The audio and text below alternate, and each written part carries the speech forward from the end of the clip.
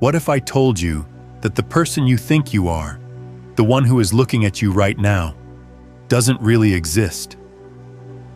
How would you feel if everything you've been taught about who you are, your consciousness, and who really runs your life was wrong? And what if finding out the truth about the observer who is behind all of your experiences could completely change how you deal with the real world? If these questions are already deeply important to you, you might want to share this transmission right now. What you're doing when you share this is more than just sending a link. You're helping to awaken other souls who are ready to question everything. You've always thought there was someone at home behind your eyes. Your consciousness is like a small CEO that makes decisions and guides your body through life.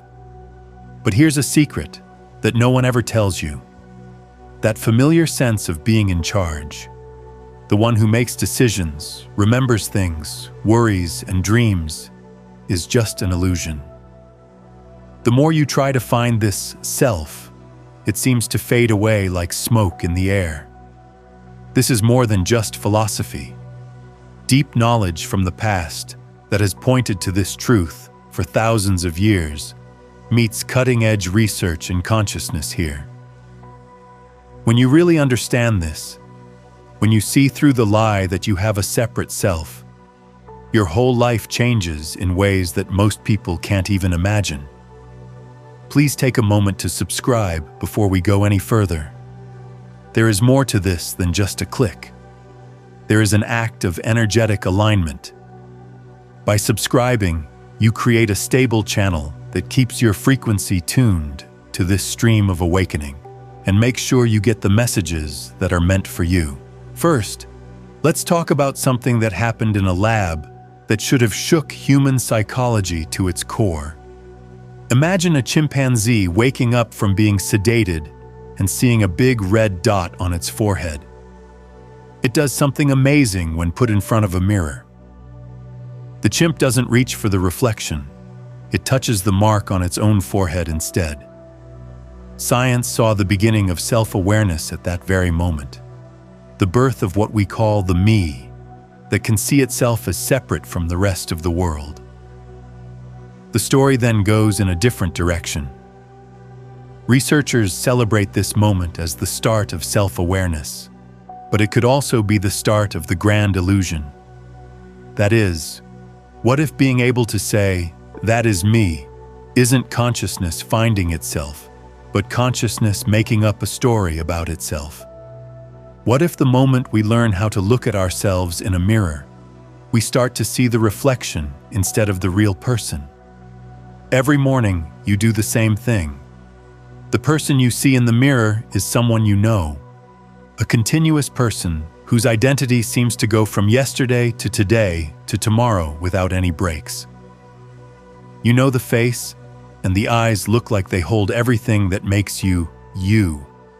But what you're really seeing is light reflecting off of something, making patterns in your brain that you think are faces. Not what you see, but who or what is seeing is the more important question. This is where modern neuroscience starts to show you how wrong everything you thought you knew about being human was. Researchers led by Dr. Michael Gazzaniga, who studied people with split brains, found something that should worry anyone who believes in a single, unified self. When the link between the two sides of the brain was severed, the same person had two separate streams of consciousness. It would be possible for one hand to move without the other. It looked like two separate wills lived in the same body. Each had its own goals, awareness, and sense of being in charge. Take a moment to think about that. Which part of your brain was the real you if you really believe you are the one consciousness behind your eyes? The left? The right? Or were they both just different ways of saying something much stranger? It seems that even in a healthy brain, what you think of as you might just be a bunch of different processes pretending to work together as a single unit. The most shocking discovery, though, came when researchers started watching how people's brains worked when they were making decisions.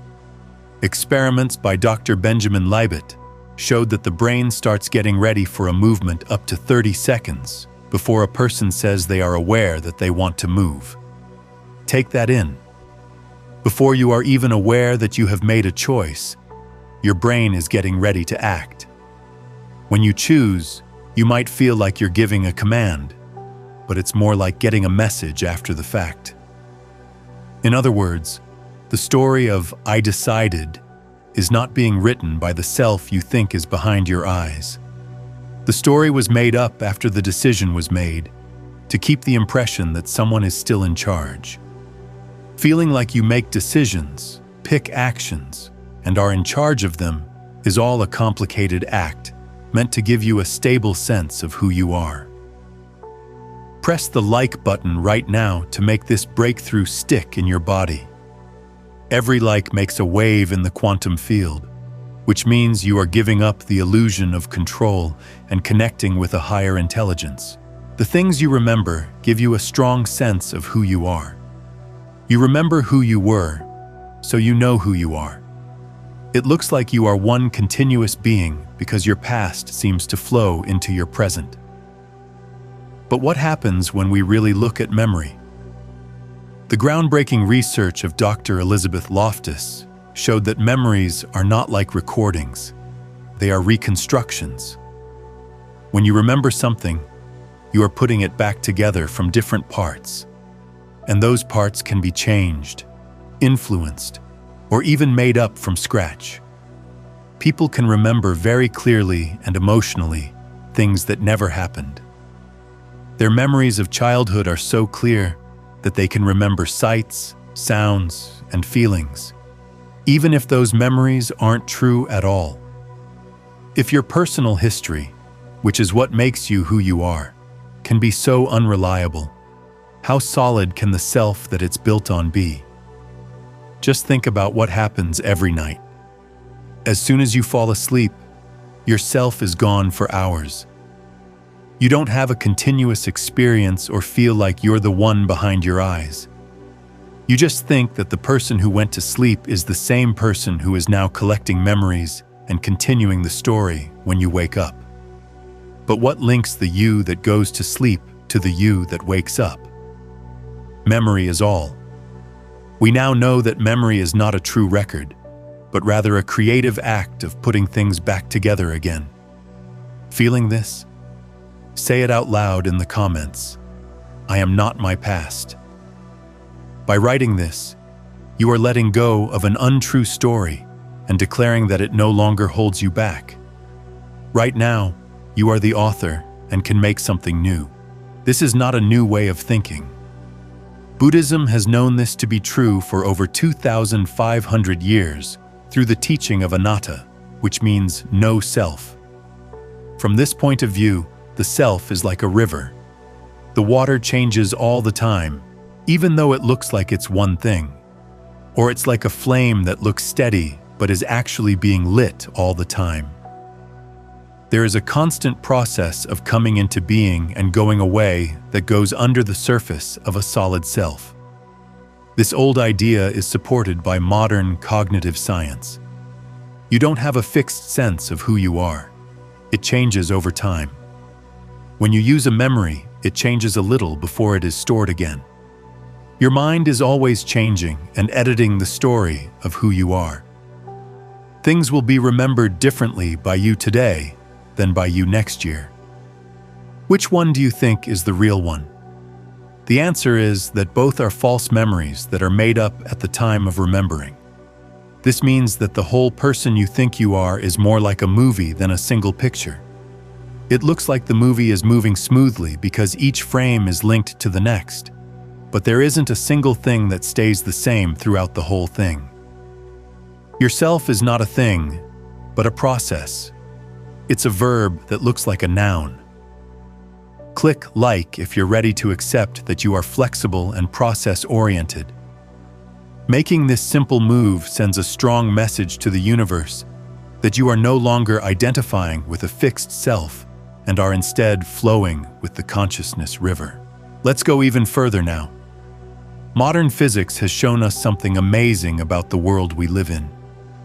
Particles don't have a set state until they are observed at the quantum level. Observation itself narrows down a field of infinite possibilities to a single, real world. The observer and the observed are linked so deeply that they can't be split up. It's not enough for consciousness to just observe reality. It also helps make it. Press the like button to become a conscious creator. Think of this as a quantum marker, a deliberate act of participation that breaks down the wave of potential and makes your connection to the reality you are creating stronger. In the same way, your brain works. It doesn't just sit there and take in information from the outside world. It builds your experience from memories, sensory information, beliefs, and expectations. What you think of as the world is really just your brain's best guess about what's going on, which is changed every second. Things don't have colors. Colors are how your brain interprets different wavelengths of light. The chair you're sitting on seems solid, but it's actually made in a way that lets you interact with quantum fields.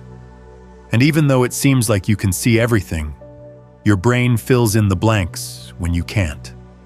Neuroscientist Anil Seth calls this a controlled hallucination, which means that it is so stable and consistent that you don't even realize it's being made. But now for the most important question.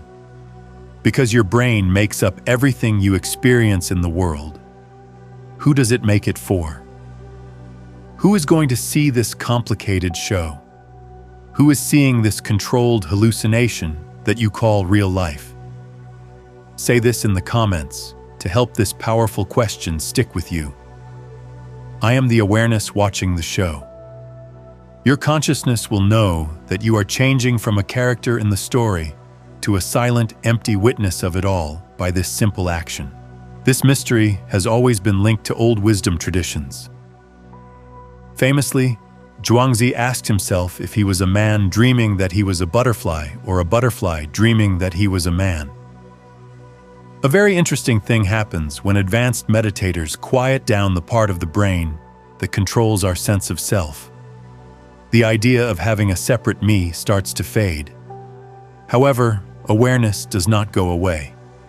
Instead, it shows itself to be limitless and without a center. This gets to the mystery's core. If memory is just a story, perception is a controlled hallucination, and the self is nothing more than a story, then the you think is behind your eyes isn't there. The self is not the one who builds things. It is part of the building. When the story ends, what's left? Just being aware of things. Everything that is thought, felt, and even our sense of self comes and goes in this quiet, empty space. It doesn't matter how hard you try to figure out who is thinking your thoughts. Thoughts just show up, stay for a moment, and then go away. There is no main office where they are made. You feel emotions that come and go like the weather in the sky. Strong, but only for a short time. It changes and flickers even the thought of being the observer, the me who watches it all. When you really try to find something permanent behind your experience, you find that there is nothing there but awareness. Not your own awareness, but awareness as the base from which all experience grows. In the comments, if you feel this change, say, I am the space, not the story. These words should serve as a powerful anchor, reminding you that you are the vast, unchanging sky, not the thoughts and feelings that pass through it like clouds. It's hard to believe what this means. What is in charge of your life if free will is a lie, if the self is a story, and if you are not really the person behind your eyes? Different words were used in the past to describe this mystery. The Greeks talked about fate. In Hinduism, karma was seen as the smart unfolding of cause and effect. It's possible that what you think of as your own choice is really the universe speaking through the way your nervous system works. Maybe the most powerful illusion of all is the idea that you are a separate self that makes choices. But this is where quantum mechanics shows us something even more amazing. What we normally think of as empty space is actually full of possibilities in quantum field theory. And consciousness seems to work in a similar way. When you think, your thoughts come to you, not from your mind. Emotions are like waves in the ocean of consciousness. They don't belong to the person who is feeling them. What you've been calling your experience is really just a small wave in a vast ocean of awareness.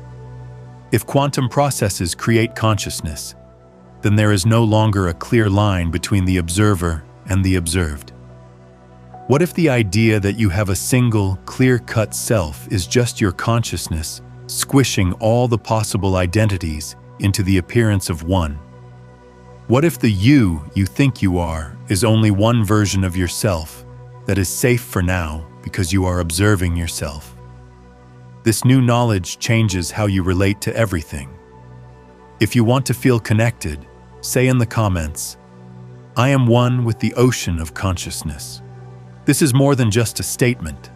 It's a vibrational alignment with the truth of unity that breaks down the illusion of separation and opens the door to a deeper connection with everything. What does personal responsibility, growth, and healing look like when you start to live from this place of knowing? A lot of people get stuck here because they think that if the self is an illusion, then nothing else is important. But there's a mistake here. Realizing that there is no fixed self doesn't mean that you can't change. In fact, it shows that change is the natural state of consciousness. When you don't have a fixed identity to protect, change is natural and easy. The ego mind is not an enemy that needs to be killed. We can survive thanks to a specific function of consciousness. The issue is not the ego itself, but how we wrongly connect with it. Everything works out when you understand that your personal self is more like a user interface than who you really are. There is no solid self that limiting beliefs need to define, so they can fall apart. Because there is no longer a me to carry them forward, emotional wounds can heal. It changes how you make decisions when you live from this awareness. Your mind stops trying so hard to control everything and starts making decisions based on a deeper intelligence. You start to notice that it's easy to know what to do without giving it too much thought. The way you deal with your feelings also changes. It's possible for anger to burn through you without leaving a mark. It's easy for sadness to pour down like rain. Joy can shine even when your mind isn't trying to hold on to it. You start to understand that you are connected to everything. Because other people's pain is happening in the same awareness you are, compassion comes naturally. There is only one consciousness that sees itself in different forms, feels its own pain, and naturally works to heal it. Select like to give a strong yes to this more alive and kind way of being. This action raises the frequency of unity in your energy field, which brings you more experiences that are in tune with this state of harmony. If this truth hits you in the heart, share this affirmation in the comments. My compassion flows from oneness. Let this be a promise to look at the world with unity in mind, so that every kind thing you do for someone else is also kind to you. Even though the idea of a solid self is falling apart, there is still something that can't be denied. There is awareness right now, something that is taking in these words, something that can feel your breath, something that sees your thoughts going back and forth. This awareness is not what you think or what you do. It has been the only thing that has stayed the same in your life.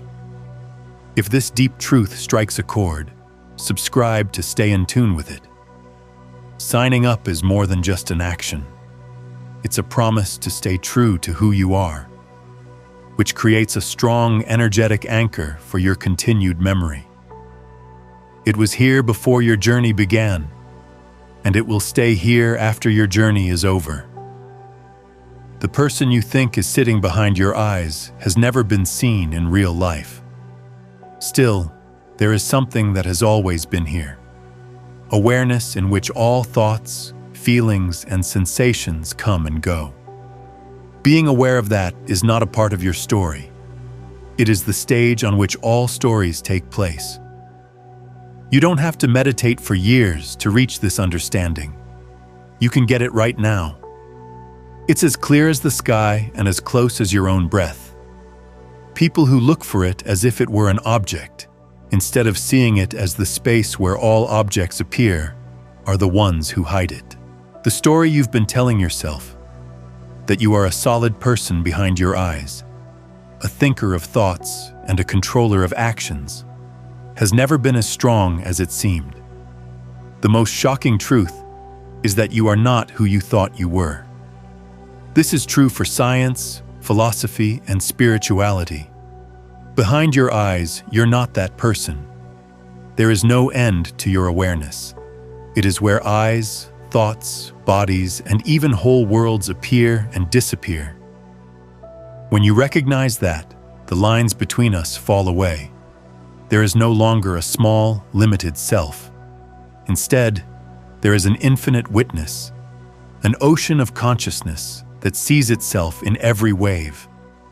This deeper truth will show up more in the world if more of us live it. It's not just a personal awakening. It's the start of a new way of being human, in which consciousness sees itself as both the observer and the observed, as well as the space and everything in it. You deserve that praise. You will always be what you are. This basic truth about who you are doesn't change, only whether you remember it or not. This process of remembering is an ongoing one. Sometimes it will be clear, and sometimes you'll get lost in the story again. Okay, that's fine. Even forgetting takes place in the awareness that you are. No matter how long you forget about who you really are, you will always be that person. Press the like button to ground yourself in this constant awareness. Let this be a physical act that confirms who you really are and lets your whole body know that you are re-establishing yourself as the still, silent presence that you have always been.